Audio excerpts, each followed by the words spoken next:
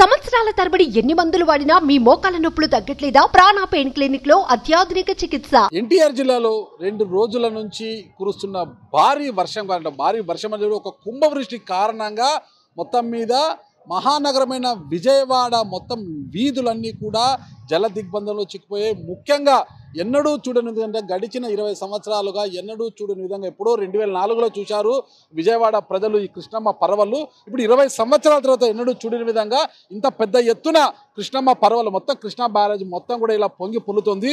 సమీపంలోనే railway track కూడా కనిపిస్తుంది, రైల్వే బ్రిడ్జ్ కూడా కనిపిస్తుంది కదా. రైల్వే బ్రిడ్జ్ పైకి నీరు పొంగి పొరలే ప్రమాద పరిస్థితి కూడా వచ్చింది. ఇప్పటికే 2వ ప్రమాద హెచ్చరిక కూడా అధికారులు జారీ చేయడం జరిగింది. మొత్తం కూడా ప్రజలను ఎప్పటికప్పుడు అప్రమత్తం చేస్తున్నారు.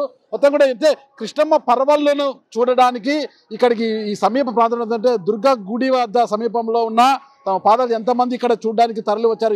యువకులంతా కూడా ఇక్కడ తరలి వచ్చారు. మొత్తం కూడా తమ వీడియోలలో ఆ జల ప్రవాహాన్ని కూడా చిత్రీకరిస్తున్నారు. ఎందుకంటే ఎప్పుడు కూడా మనం ఎప్పుడు ఇటువైపు వచ్చినా కూడా ఇసుక మేటలు తప్పితే జల ప్రవాహము ఇటీవల కాలంలో ఎప్పుడు కూడా కనిపించలేదు. అయితే ఇప్పుడు 20 సంవత్సరాల తర్వాత ఇంత పెద్ద ఎత్తున వరద ఉధృతి దాదాపు 22 సెంటీమీటర్ల వర్షపాతం నమోదు కావడంతో ఈ స్థాయిలో వరద ఉధృతి వచ్చిందని చెప్పవచ్చు. ఒక్కసారి పైనుంచి మనం తీసుకుంటే అక్కడ ఆ ప్రాంతం నుంచి దిగువ ప్రాంతం ఉంటే రైల్వే బ్రిడ్జ్ మునిగిపోతుందా అన్న యొక్క పరిస్థితి కూడా మనకు స్పష్టంగా వస్తుంది.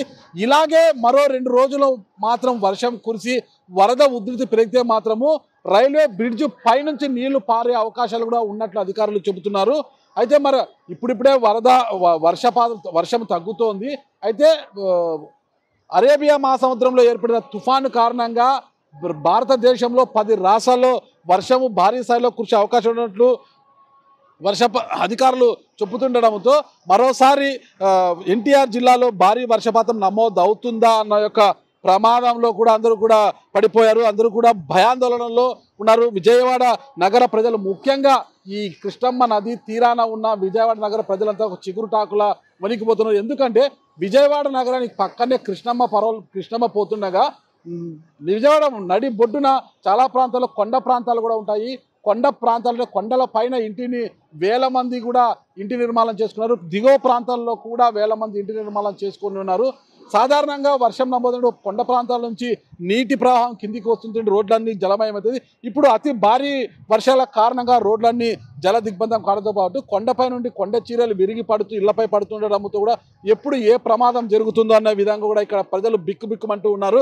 ఇక్కడ మనమే చూడవచ్చు, ఆ కొండ ప్రాంతము దుర్గగుడి సమీపంలో ఉన్న కొండ ప్రాంతాన్ని మనం చూడవచ్చు. ఇది లంక ప్రాంతము. అక్కడంతా కూడా కొండ ప్రాంతాన్ని ఉన్న దిగువన ఎన్ని ఇల్లులు ఉన్నాయి. ఇదే వరద ఉధృతి ఇంకా మరింత పెరిగితే ఆ ప్రాంతం అంతా కూడా మునిగిపోయే ప్రమాదం కూడా మనకు స్పష్టంగా కనిపిస్తోంది. అయితే ఈ 2 రోజుల్లో వరద ఉధృతి తగ్గే అవకాశం ఉందని నీటినంతా కూడా ఎక్కడికక్కడ కాలాల్లోకి పంపించి రోడ్లన్నీ కూడా క్లియర్ చేస్తామని అధికారులు ఇప్పటికే స్పష్టం చేశారు. మరోవైపు రాష్ట్ర ముఖ్యమంత్రి నారా చంద్రబాబు నాయుడు గారు అహర్నిశలు శ్రమిస్తూ కూడా కంట్రోల్ రూమ్లో కూర్చొని ఎప్పటికప్పుడు ప్రజలకు సహాయ సహకారాలు అందించే విధంగా అధికారులు అప్రమత్తం చేశారు. పౌర సరఫరాల శాఖ నుంచి నష్టపోయిన ప్రాంతాల్లో జల దిగ్బంధంలో ఉన్న ప్రాంతాల అన్నింటిలో కూడా ప్రజలకు నిత్యావసర సరుకులు అందించే ఏర్పాట్లు కూడా చేశారు మొత్తం కూడా. మరోవైపు ఈ వర్షం కారణంగా విజయవాడ నుంచి సికింద్రాబాద్ నుంచి విజయవాడకు వచ్చే రైళ్లను కూడా రద్దు చేయడం జరిగింది. రైళ్ల రాకపోకలు కూడా స్తంభించిపోయి మరోవైపు ఆర్టీసీ బస్సులను కూడా ఎక్కడికెక్కడ నిలిపేశారు. రోడ్లన్నీ కూడా జల దిగ్బంధంలో ఉండడంతో ఇక్కడ ఈ ప్రవాహం చూడండి ఒక్కసారి. ఈ మెటికల పైకి ఎప్పుడు కూడా దిగువనే కనిపిస్తుంది. అక్కడంతా కూడా ప్రస్తుతం ఈ ప్రవాహం మెటికల పైకి వస్తుంది, దూకుతోంది, నీళ్లు పైకి దూకుతోంది అన్నమాట. అంటే ఈ 2 రోజుల వరద ఉధృతి తగ్గపోతే ఈ స్టెప్స్ కూడా మునిగిపోయే ప్రమాదం అయితే మనకు స్పష్టంగా కనిపిస్తుంది. మరి చూసాం దుర్గమ్మ పాదాల చెంతన పాడే కృష్ణమ్మ ఉగ్రరూపం దాల్చకుండా ఆ దుర్గమ్మ చల్లగా చూడాలనేసి విజయవాడ నగర ప్రజలంతా కూడా కోరుకుంటున్నారు. మరి చూద్దాం ఈ 2 రోజుల్లో ఏం జరగబోతుంది. ఏంది 2వ ప్రమాద హెచ్చరిక జారీ చేసినప్పటి నుంచి కూడా ముఖ్యంగా విజయవాడ నగర ప్రజలు ఒక చిగురుటాలకు వణిపోతూ బిక్కుమంటూ జీవనం గడే పరిస్థితి ఉంది. చూద్దాం మరి ఈ 2 రోజుల్లో ఏం జరగబోతుంది. విజయవాడ మహా వాయనాడు కాకుండా ఉండేందుకు ఈ దుర్గమ్మ చల్లని దీవెనలు అందించాలని విజయవాడ నగర వాసులంతా కూడా ఆమెకు మొక్కులు మొక్కుతున్నారు. ఇప్పుడు మనం అక్కడ చూడొచ్చు వరద వృత్తిలో మన రైలు కూడా వెళ్తుందన్నమాట.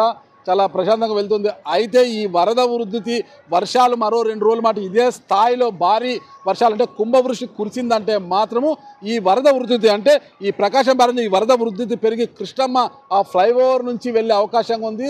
రైళ్ల రాకపోకలు కూడా రాకుండా ఉండే పరిస్థితి అయితే మనకు కనిపిస్తుంది. మరి చూద్దాం ఎప్పుడూ కూడా ఆ స్థాయిలో అంటే 17వ మీటర్ దాటి 18వ మీటర్ వరకు నీటిని మనం ఇంతవరకు చూడలేదు. 18వ మీటర్ కూడా దాటిపోతుంది. ఇప్పుడు 19వ మీటర్కు చేరువలో కృష్ణమ్మ ఉందని చెప్పవచ్చు. దీన్ని బట్టి చూస్తే మనకు ఈ 2 రోజుల్లో వర్షం నమోదయ్యే దాన్ని బట్టి ఈ వరద ఉధృతి పొంగి పొర్లుతుందా, ఈ కృష్ణమ్మ తన ఆగ్రహాన్ని తగ్గిస్తుందా అనేది కూడా మనం వేచి చూడక తప్పదు.